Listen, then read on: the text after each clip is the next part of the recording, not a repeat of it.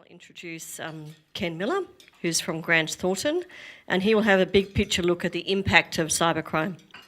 Ken has over 20 years' experience in delivery of risk management, process review and internal audit service with clients in the health, manufacturing, technology, government and service sectors, pretty much everybody, I think. He has worked with large professional firms and specialised business risk consulting firms for large corporates, as well as not-for-profit and middle market organisations.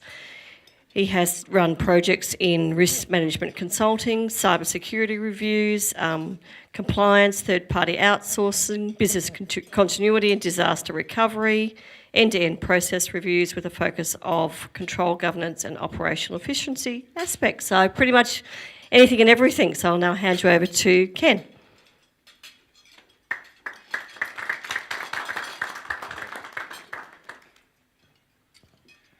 Thank you very much indeed for that. And yeah, certainly cybersecurity very much a topical area of conversation these days. I won't go into as much technical detail as a previous speaker, Glenn, did, but hopefully the two areas will tie together. So just look at some statistics. Cybersecurity is a big problem for small businesses. It's a target of 43% of all cybercrimes. 22% of businesses that were breached by an 2017 a ransomware attack were so affected they could not continue operating their business. 33% of the businesses with fewer than 100 employees do not take proactive measures against cybersecurity breaches. 87% of businesses believe their businesses are safe from attacks because they use antivirus software. And it costs the Australian economy more than $1 billion annually. And that data is probably out of date. So can I ask, just quick show of hands, does anyone know any businesses or individuals who's been impacted by a cyber attack? So that's quite, gives sort of a flavour to the actual statistics as well. This is coming from the Office of the Australian Information Commissioner. First half of 2018, those are the amount of attacks which were going through, and the bottom line is the case of all the types of businesses which were impacted. And that's where all the impacts, this actual source of data breaches arose from. Malicious or criminal attack, but human error, quite a high percentage. And very much picking up on the training aspect, really important. The website I picked that data from is the Office of the Australian Information Commissioner. A very good website to look at, from guidance, statistics, etc., and actually to assist in any training course that you have in your organisation. So when we look at an incident that does occur, from the detection and incident response, if we look at some of the stats within that, 77% from IT professionals said the organization do not have a formal cybersecurity incident response plan. So what's the impact of a response plan? Well, it might take 66 days on average for you to get your business back online, and just to actually get contained, but a further 191 days to actually fully recover from the incident. Now, for a small and medium-sized business, that is a significant amount of effort, in particular management effort, which you could otherwise be chasing your customers and actually doing your business as to what you want to do. So without having a formal incident response plan, first sort of questions come up as well, what do you do? Who do you tell? What would the legal implications be? And how will the business be impacted? And the reason I pull up in the aspects of the legal side is recently, last year, there's been the mandatory data breach disclosure regulations coming in. And they're quite significant, because in some respects, if you have a breach which material impacts individuals, the fines are in excess of $2 million. So in that respect, there, again, going back to the areas of policy and procedures, if you don't have that in place and you don't have a defendable position, it actually makes it very difficult to justify to the regulators that, well, you tried your best, and to actually follow that through. But the key cost here is really this hidden cost of management time, both for yourselves, as managers, and your staff as well. And it's a big shock to a business whereby they actually find out that, yes, they've been hacked, and maybe customer records in particular personal information, goes and hits on the web. If you look at what's happened in the wider area, particularly around Yahoo and Equifax, both international companies that actually got hacked. But two of the things that came through from that was that, one, they didn't tell anyone for a couple of years. And then when they did, it was found out that there was this breach, major impacts on the share price. And the underlying assumption of that is all about trust. If you do get hacked and you have an incident response plan in place, one of your key assets is actually your customers. Because if your customers are accessing your online portals, etc., a very good thing to do is email out, change your passwords. So you don't make the problem entirely yours. But the other side to it as well is actually shows to your customers you're proactive about how you're protecting their information, and you're actually leveraging off their goodwill as well. Because your business is impacted, their business will be impacted. So in the first half of this year, these are the sort of data breaches that have been happening in 2019. And major companies, Australia Post, Bank of Queensland, Kennards, etc. And apologies for the small font, but it's very much on the range of hacks and activities which can be perpetuated on your business.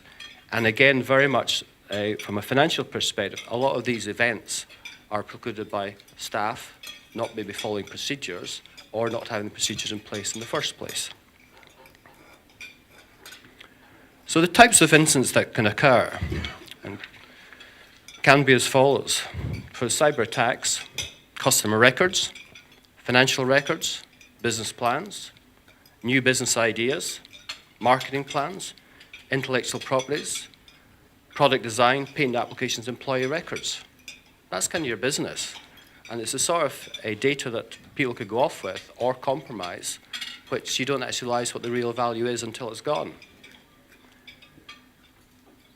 It's a wide spectrum of data, and I'll take your viewpoint as well. We're talking about electronic data here. The other element to really cover in this area as well is actually manual data as well, because you can have the situation of having customer lists, etc., or design documents, etc., and discarded, incorrect, not shredded. That's other areas whereby you can get inside knowledge to actually compromise your computer systems as well as losing company-specific information.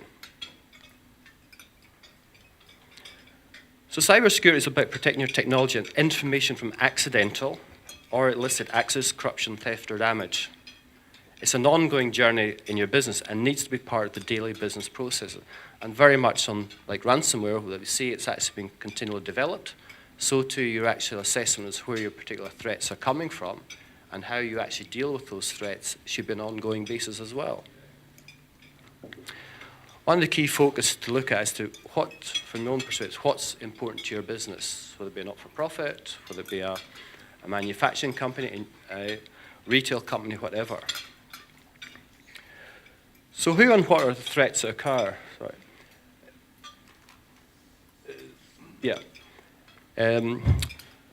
Individual group can threaten your technology and data. Criminals, clients who you do business with, compromise the information with malicious intent. Business competitors, current or former employees. And what that can actually impact doing is that all the weaknesses in your hardware, infect your computers with viruses, attack your technology or website, third-party systems, spam emails, and gain access to information through your employees as well. And that's very much touching on Glenn's presentation before, of actually really looking after your security on your systems. So jargon. In technology, there's also an element of jargon. And here's some of the jargon that comes into place. Email phishing, malware, ransomware, denial of service, watering hole attack. All like funny phrases, but the bottom line, it's all about getting information from you illegally or surreptitiously. Impacts: financial loss, business loss, significant costs, investment lost, and then looking at what we can do about protecting those particular areas. Sorry, just get here. So develop clear policies and procedures for your business and employees.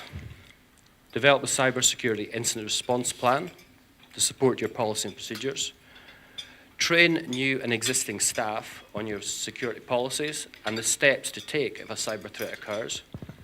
Keep your computer's website and point of sale systems up to date with soft release updates or patches, and back up important data. And that's very much important from a data that's on your systems, and also confirm with your cloud service providers as well that they're doing exactly the same as well. I touched earlier on about mandatory data breach disclosure, and that's very much from a legal perspective, and certainly for small and medium-sized businesses. These are the regulations as to what they actually look to actually address in the disclosure.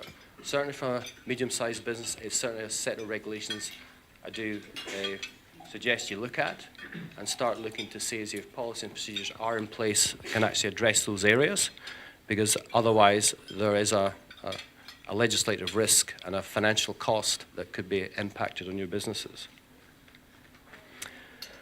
So it's all doom and gloom, but hopefully we'll get onto some else and maybe some suggestions to how to protect yourselves in this respect as well. So 3 key steps. Prevention, protect your assets. Backup regularly to protect against loss. Patch applications.